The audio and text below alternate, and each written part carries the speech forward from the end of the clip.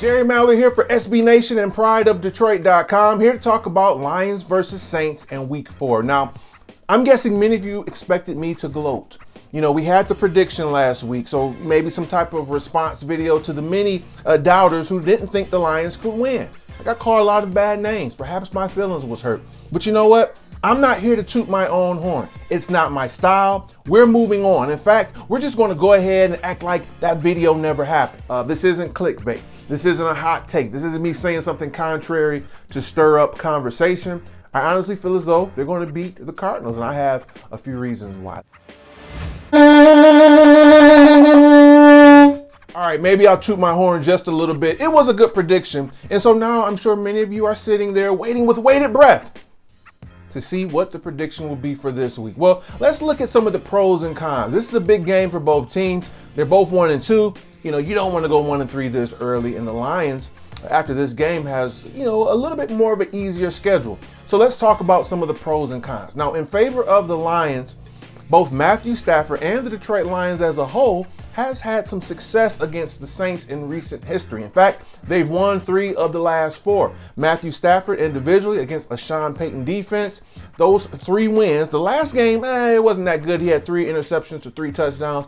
But the 3 previous games to that, all 3 wins for the Lions, he had an average quarterback rating of 115. So it's a similar defense, and things could look a little bit brighter for the Lions on that front. The second thing going for them is improved health. Speaking of saxophones, shout out to Kenny G. Welcome back. He wasn't 100%, but we saw the impact that he had with the huge red zone touchdown.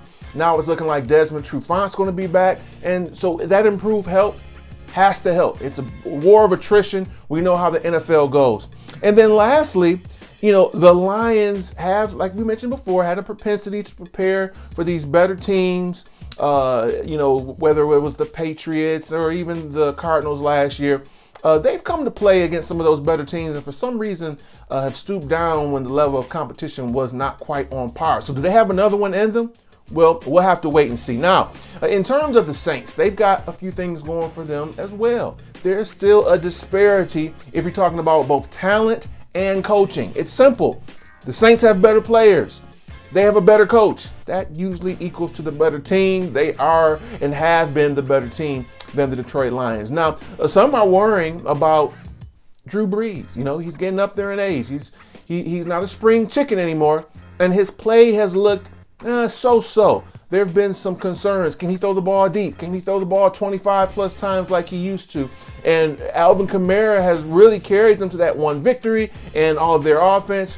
What if you neutralize him? What if you game plan for him? And so there's some worries in Saints land. But one thing they have going for them is this. This will be their haymaker game.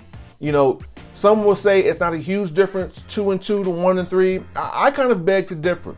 Early on in the season, to get off that schneid, so to speak, you know, they're facing an uphill battle in the NFC South with Tom Brady and the Bucs. The Saints are going to give us their haymaker. They're going to give us everything that they have. It's an early season must-win. I don't really believe in must-win games, especially this early on. But if you could pick a must-win game for the Saints this early in the season, this is it right here. So we're going to get the best that they have. And I worry about that because we talked about the talent disparity as well as the coaching disparity. But let's get right into it. Who's going to win this game? I've been going back and forth. And in fact, at the beginning of the week, I had the New Orleans Saints picking up this victory for that very reason, because it's a must-win early edition game for them, and they're going to give us their all. And it would have been too much for us to keep up with. But I have done a reversal. Is it the cornbread and Kool-Aid flowing through my veins? Perhaps.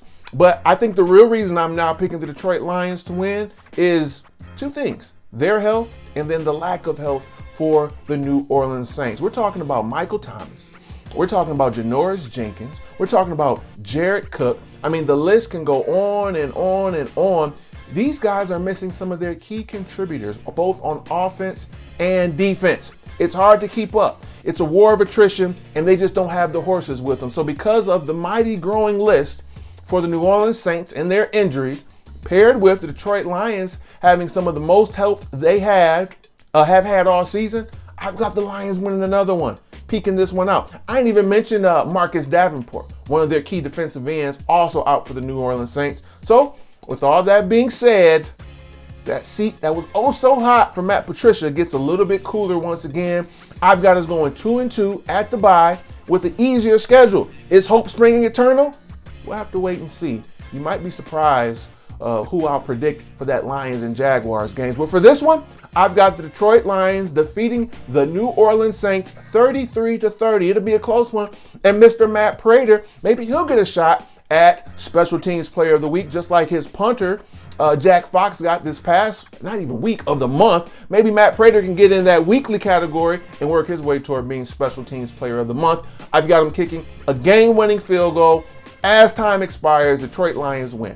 Hope springs eternal. Hooray, do a cartwheel. And if we win again, who knows what horn I might ring or blow. It could be a trumpet, a trombone. I took a lot of musical lessons in school. So if we defeat the New Orleans Saints, get ready for more tunes. All right, guys, that's going to be it. I want to thank each and every one of you for watching. Subscribe. We got so many good videos and content on here, not just me. We've got the actual podcast that we record here on our YouTube channel. We've got Kelly Rowe with the Rowe Report. She always brings some hijinks, hilarities, and information. So check everyone out here. And until next time, this has been Jerry Mallory for SB Nation and PrideofDetroit.com.